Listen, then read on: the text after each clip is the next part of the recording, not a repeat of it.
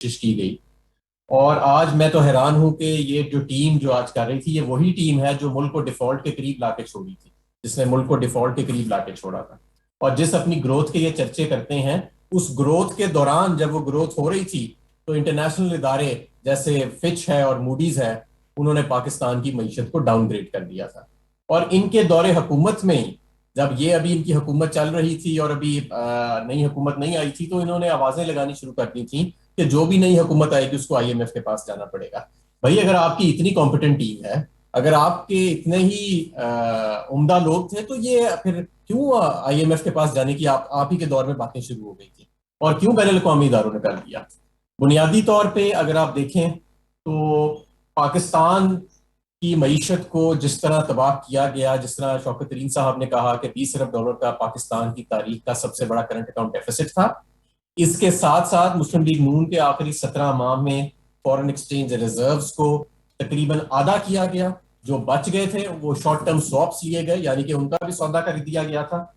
اس کے علاوہ اگر آپ دیکھیں تو ان کی جو ڈیٹ سروسنگ تھی، جب پاکستان تحریک انصاف، جب مسلم لیگ نون آئی تو $3-4 ارب باقی دنیا کو واپس کرنے پڑتے تھے اور سروس کرنے پڑتے تھے.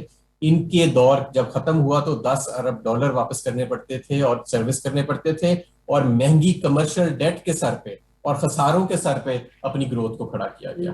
اور میں آج یہ بھی میں بڑا حیران ہوں کہ آج ایک جو صاحبہ جو کر رہی تھی پریس کانفرنس کر رہی تھیں، ان کے تو اپنے شوہر جو کہ ایک بڑے مایہ ناز اکانومسٹ ہیں، ہم ان کی عزت کرتے ہیں، انہوں نے اپنی کتاب میں لکھا کہ مسلم لیگ نون کے دور میں نمبرز کو بھی اوور اسٹیٹ کیا گیا اور ان کے دور میں غربت بھی بڑھی، بے روزگاری بھی ہوئی ہے. تو انہوں نے کہا تو کیا اب آپ اس کے بالکل مختلف بات آپ نے شروع کر دی، بالکل کوئی بغیر کسی ذمہ داری کے.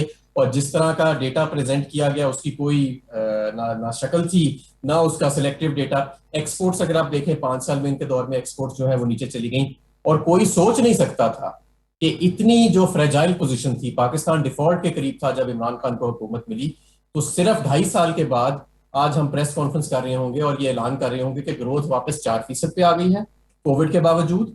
آپ کے فورن ایکسچینج ریزروز جو ہیں وہ 2016 سے اب تک کی بلند ترین سطح پہ ہیں، اور آپ کا کرنٹ اکاؤنٹ ڈیفیسٹ جو ملک کی تاریخ کی بلند ترین سطح پہ تھا وہ اب الحمدللہ سرپلس میں ہے. آپ کی لارج اسکیل مینوفیکچرنگ جو ہے وہ 9%، اور اس کے بعد انشاءاللہ ہو سکتا ہے 14% پہ گرو کرے. آپ کی ریمیٹنسز ہائیسٹ ہیں، آپ کی ایکسپورٹس بڑھ رہی ہیں، آپ ٹیکس ریونیو کے اپنے تمام ہدف میٹ کر رہے ہیں. مانا یہ ہم سمجھتے ہیں کہ جو اس وقت مہنگائی پوری دنیا میں کھانے پینے کی اشیاء میں مہنگائی جو ہے وہ اس کی لپیٹ میں ہے جس کا ہم مقابلہ کر رہے ہیں، لیکن اس کے ساتھ ساتھ ساری دنیا میں یہ تعریف بھی ہو رہی ہے کہ جہاں پہ ہمارے ہمسایہ ملک 7%، 8% سے سکڑ رہے ہیں، جہاں کووڈ نے تباہی مچا دی ہے، وہاں پہ ہم 4.5-4% یا شاید اس سے بھی زیادہ پہ ہم اس سال گرو کریں گے، اگلے سال 5%. اور جس طرح شوکت ترین صاحب کہہ رہے ہیں کہ روشن امکانات ہیں کہ اپنے آخری سال جو ہمارا 2023 کا ہوئے گا فائنینشیل ایئر، اس میں ہم 6% تک جائیں گے. باقی یہ صاف ظاہر ہے کہ جو اپوزیشن ہے وہ بوکھلاہٹ کا شکار ہے، ان کو یہ اچھے اکنامک نمبرز جو ہیں وہ ہضم نہیں ہو رہے. جتنی انہوں نے تباہی چھوڑی تھی شاید وہ یہ سمجھتے تھے کہ اس تباہی کے بعد دوبارہ کوئی بھی حکومت آئے گی تو وہ اس تباہی کی لہر میں بہہ جائے. لیکن الحمدللہ اللہ نے ہمارا ساتھ دیا، ہماری نیت صاف تھی، اور ایک بہتر اکنامک مینجمنٹ کے ذریعے ملک کو سٹیبلائز کیا گیا، اکانومی کو سٹیبلائز کیا گیا، گروتھ کی پاتھ کے اوپر لایا گیا، سسٹینیبل گروتھ. وہ گروتھ نہیں جو خساروں کے سر پہ ہوتی ہے، وہ گروتھ نہیں. اب آپ دیکھیں کہ ہمارے بیرونی قرضے بڑھنے کی رفتار اس سال صرف $3.5 ارب کے قریب ہے، جو کہ شاید 6 سال کے بعد کی کم ترین سطح پہ ہے. یہ جب چھوڑ کے گئے تھے تو $12 ارب سالانہ بیرونی قرضہ بڑھا تھا، آج وہ $3.5 ارب پہ فگر آ گئی ہے. تو یہ جو اتنے سارے اچھے اشاریے ہیں، میرا خیال ہے کہ ہر محب وطن پاکستانی سے خوش ہوئے گا. معیشت کا پہیہ چل رہا ہے، روزگار پیدا ہو رہا ہے، فورن ایکسچینج ریزروز بڑھ رہے ہیں ہمارے، اور ہمارے ملک کے جو میں روزگار کے علاوہ جو ہماری معیشت کے اگلے امکانات ہیں 5% اور 6%، وہ بھی بہت روشن ہے. اسے سب کو سیلیبریٹ کرنا چاہیے، چاہے وہ اپوزیشن کی طرف بیٹھے ہوں یا حکومت کی. شکریہ. جی میرے خیال میں اس کو میں تھوڑا سا آگے بڑھاوا دوں گا کہ ہم جی پازیٹیو سوچ رکھنے والے ہیں، یہ حکومت پازیٹیو سوچ رکھتی ہے کہ اس کے بعد کیا ہوگا، ہم اب کیا کرنے جا رہے ہیں، کیا جو انہوں نے تباہی کے کنارے پہ ہمیں چھوڑا تھا تو کیا ہم اگلے 2 سالوں میں کیا کریں گے، جس کے بعد جو بھی حکومت آئے گی وہ کیا دیکھے گی، عوام کیا دیکھے گا. ہم نے اس وقت پلان بنائے ہیں، short term, medium, long term, اور اس میں یہ ہے کہ بھائی ہم کیا کریں گے. ان کی جو لیک آف پلاننگ تھی پاور سیکٹر میں ہی دیکھ لیں، اب اٹھا کے ہم وہ جو ہم کیپیسٹی پیمنٹ دے کے تھک رہے ہیں، کیونکہ انہوں نے پلاننگ نہیں کی تھی, اور جو پاور تھی وہ جو شارٹ تو تھی لیکن اس سے کہیں زیادہ لگا دی انہوں نے. تو ہم ابھی فوکس کریں کہ ہم اس کو اکانومی کو جو ہے اسٹیبلائزیشن سے لے کے ہم ایک قسم سے گروتھ موڈ میں لے کے جائیں, اس کو بڑھاوا دیں. اور اس میں ہم کیا کرنے جا رہے ہیں, ہم جا رہے ہیں کہ ہم اپنے جو ریونیوز ہیں وہ 20% ہر سال بڑھائیں گے. تو ہمارا خیال یہ ہے کہ ہمارے یہ جو ریونیوز ہیں یہ انشاءاللہ اگلے 2 سالوں میں 7 ٹریلین سے بھی اوپر ہو جائیں گے. اور یہ اس کا مطلب ہے یہ انہوں نے تو اپنے وقت کے بیچ میں یہ دیکھی نہیں تھی, نہ کووڈ دیکھی تھی, نہ انہوں نے IMF کا پروگرام اتنا سخت دیکھا تھا. انہوں نے بڑا ہی اپنا وہ کہا, مطلب اپنے اوپر یہ کہا کہ ہم نے ڈبل کر دیے ہیں. تو ہم with the COVID, with the IMF program, ہم ان ریونیوز کو ڈبل کریں گے by end of our tenure. اس کے بعد اگر آپ دیکھیں کہ ہم جو ہے ٹیکس بیس کے اوپر ٹیکس پہ ٹیکس نہیں لگائیں گے, ہم بیسکلی ٹیکس بیس کو بڑھائیں گے, ہم اس کو براڈن کریں گے اور ٹیکنالوجی یوز کریں گے, اور ہراسمنٹ جو FBR کی ختم کریں گے. اب وہ کوئی FBR والا ہراس نہیں کر سکے گا. PSDP کو 38% بڑھائیں گے. ہم کیا کریں گے کہ ہم انسینٹیو دیں گے, آپ اس بجٹ میں دیکھیں گے ایگریکلچر کو انسینٹیو دیں گے, ایکسپورٹس کو دیں گے, انڈسٹری کو دیں گے, IT کو دیں گے. اور یہ جو ابھی یہ جو ہمارے اوپر یہ چھوڑ کے گئے اسٹیٹ اونڈ انٹرپرائزز کا بوجھ, اور مجھے یاد ہے کہ مجھے میاں صاحب نے کہا تھا کہ یار اس کے متعلق ذرا ہمیں کوئی دیں, اور میں نے ان کو ایک سولوشن دیا تھا 2013 میں.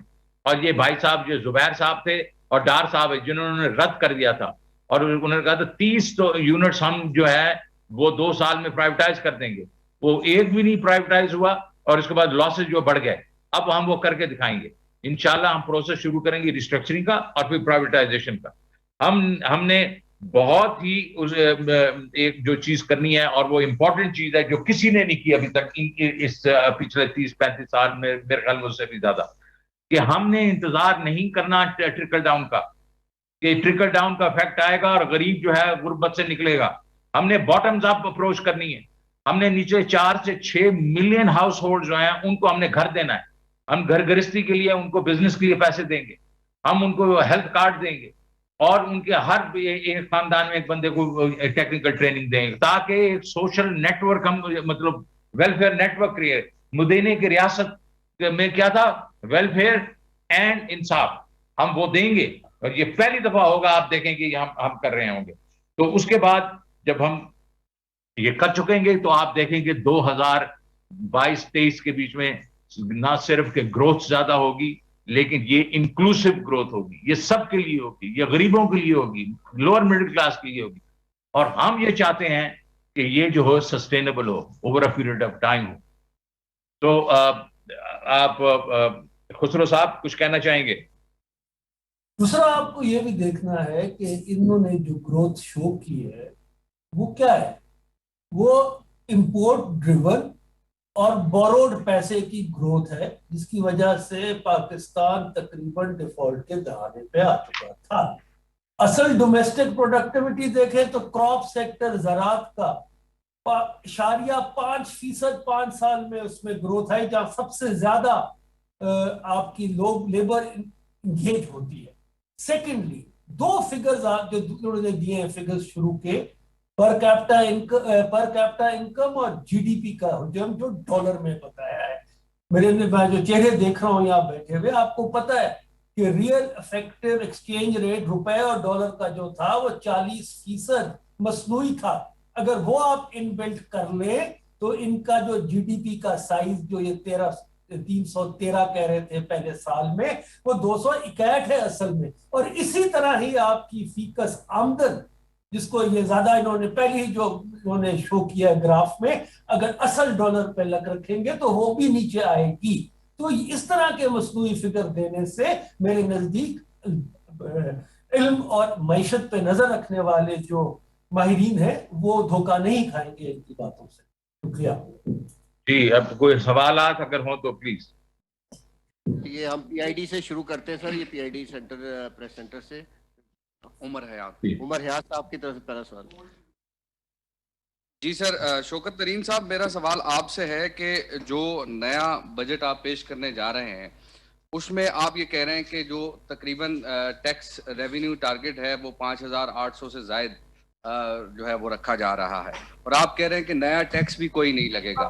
تو یہ مجھے بتائیں کہ وہ کون سا میکنزم ہوگا کہ جس کی وجہ سے آپ 5,829 ارب روپے کا ٹارگٹ اچیو کریں گے، اور دوسرا بجٹ کا جو حجم ہے وہ کتنا ہوگا، یہ بھی ذرا بتا دیجیے گا. دیکھیے جی، میں تو آپ کو یہ سارے فگر جو اگر بتا دوں تو پھر بجٹ اسپیچ میں کیا کہوں گا، لیکن خیر آپ کا معلوم، آپ کو یہ خبر آپ کی صحیح ہے کہ ہم اس دفعہ کوئی تقریباً 4,700 کچھ بلین کا ہمارا اس وقت کا، اس دفعہ کا ہمارا جو ہے ہدف ہم انشاءاللہ پورا کریں گے، اور اگلے سال ہمارا ٹارگٹ ہے 5. ناظرین، وفاقی وزراء کی گفتگو آپ نے سنی، شامل کریں گے نیوز اپڈیٹس.